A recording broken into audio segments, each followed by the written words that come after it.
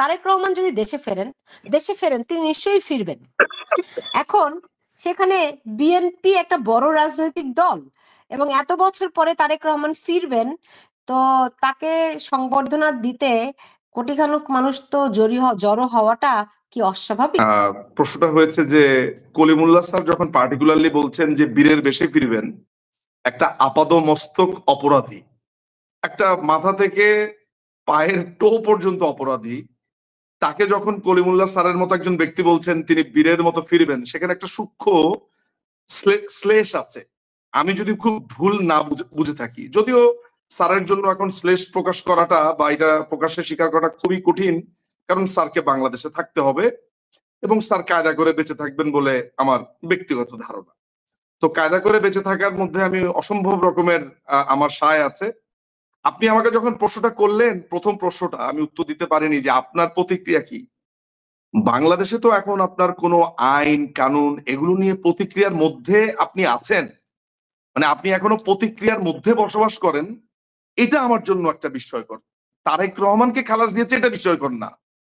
অর্থাৎ কেউ যখন আমাকে জিজ্ঞেস করে বাংলাদেশে যা চলছে এটা নিয়ে আপনার ধারণা কি, এটা নিয়ে আপনি কি বলবেন, আমি তো এখন আর মনে করি না যে বাংলাদেশ চলছে, মানে it's just a banana Republic.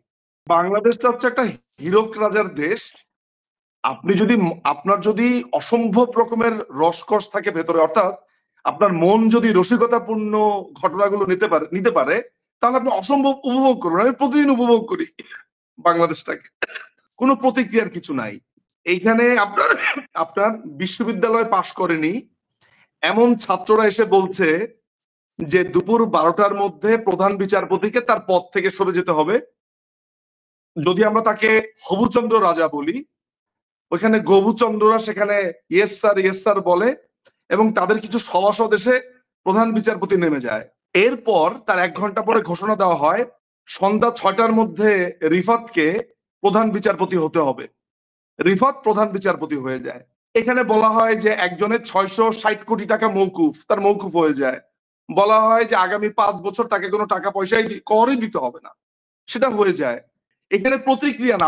আপনি আমাকে যে প্রশ্নটা করবেন, আমি আপনাকে একটু বলে দেই, অধত্ব দেখায়, আপনি সাংবাদিক, আপনি আমাকে নেক্সট টাইম থেকে প্রশ্নগুলো এভাবে করবেন, নিঝুম ভাই কেমন মজা পাচ্ছেন, আমি তখন আপনাকে একটা ভালো অ্যান্সার দিতে পারবো। কিসের প্রতিক্রিয়া?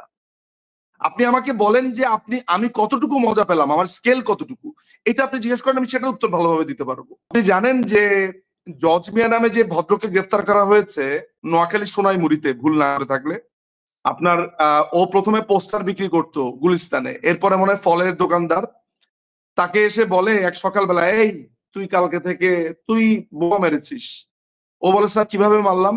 বলে তুই মেরেছিস, এই জন্য তুই মারলি।